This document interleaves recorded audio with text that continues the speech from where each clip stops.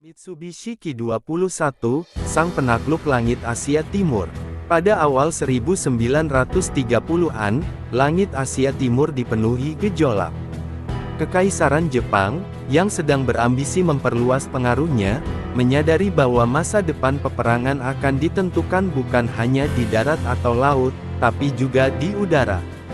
Maka, muncul kebutuhan mendesak untuk menciptakan pesawat pengebom jarak jauh yang bisa menjangkau wilayah-wilayah luas di Tiongkok, Asia Tenggara, bahkan Pasifik Selatan.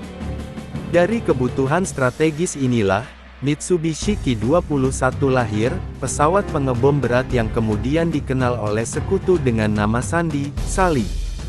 Lahirnya monster langit. Pada tahun 1936, Angkatan Darat Kekaisaran Jepang mengeluarkan permintaan desain untuk pesawat pengebom berat baru.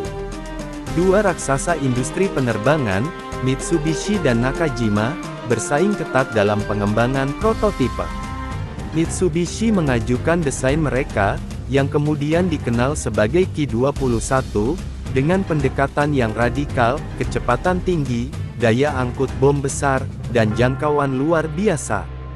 Uji coba awal menunjukkan bahwa Ki-21 memiliki performa unggul dibanding pesaingnya. Dengan dua mesin Nakajima H5K bertenaga 950 tenaga kuda, pesawat ini mampu mencapai kecepatan lebih dari 480 km per jam, kecepatan tinggi untuk ukuran pesawat pengebom saat itu. Sayap yang ramping, desain fuselage yang aerodinamis, serta kapasitas muat bom hingga 1000 kg menjadikannya mimpi buruk bagi target-target di darat. Baptisan api di langit Tiongkok. Debut tempur Ki-21 terjadi dalam Perang Tiongkok-Jepang kedua, khususnya pada pengeboman kota-kota strategis seperti Wuhan, Chongqing, dan Nanjing. Disinilah Ki-21 menunjukkan keunggulan sebagai pengebom strategis. Dengan kemampuan terbang jarak jauh, ia mampu lepas landas dari pangkalan di Taiwan atau daratan Jepang dan meluluhlantakkan target ratusan kilometer jauhnya. Namun, baptisan api juga menunjukkan kelemahannya. Meskipun dilengkapi senjata pertahanan seperti senapan mesin 7,7 mm dan meriam 12,7 mm, Ki-21 tetap rentan terhadap serangan pesawat tempur musuh. Banyak kru pengebom yang gugur, menjadikan misi pengeboman sebagai tugas dengan risiko tinggi. Transformasi di medan perang. Seiring waktu, Ki-21 terus dimodifikasi. Versi Ki-21 IP dan Ki-21IA hadir dengan peningkatan lapisan pelindung, mesin lebih bertenaga Mitsubishi H101, dan sistem pertahanan yang diperkuat. Namun, pada pertengahan Perang Dunia II, pesawat ini mulai menunjukkan keterbatasan.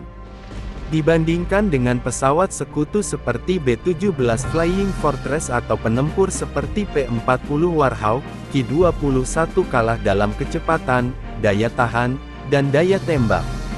Meski begitu, ia tetap digunakan dalam berbagai misi di Asia Tenggara, termasuk dalam invasi ke Filipina, Burma, dan Hindia Belanda.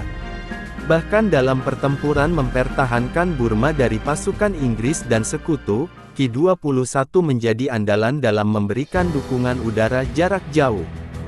Senja di langit Pasifik. Pada tahun-tahun akhir perang, Ki-21 mulai ditarik dari garis depan. Namun, masa baktinya belum berakhir. Beberapa unit digunakan sebagai pesawat transport, bahkan sebagai kamikaze, dalam usaha putus asa Jepang menghadapi serbuan sekutu.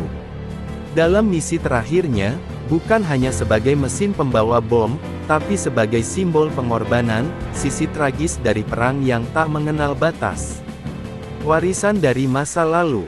Hari ini, hanya sedikit peninggalan fisik dari Ki-21 yang masih ada.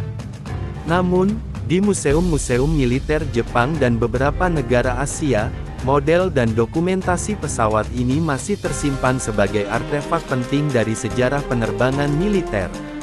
Ki-21 bukan hanya pesawat pengebom, ia adalah lambang dari ambisi, keberanian, dan tragedi dalam peperangan udara di Asia.